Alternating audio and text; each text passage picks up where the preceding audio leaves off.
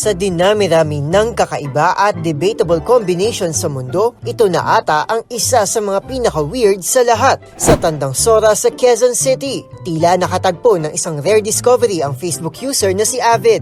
Sa kanyang viral post, makikita ang signpost ng Notary Public Law Office na may katabing tarpaulin ng isang Japanese food stall. Kung iniisip mo na magkatabi lang sila, pues nagkakamali ka dahil magkasama sila at sa iisang pwesto pa. Sa mga pictures na shinare niya, flex-worthy nga naman ang multitasking skills ng dalawang babaeng empleyado. May nakadisplay na ready-to-go sushi pero may printer at tumpok na mga dokumento sa likod nila. Sa kanyang pagtatanong, napag-alaman niya na ang mga tauhan ng naturang notary public ay sila rin palang nakatokang magluto ng mga pagkaing in-order sa kanilang food stall. Pagbibiro pa niya, yung ate raw na nagtatype na affidavit of loss mo ay siya ring magpiprito ng katsudon mo.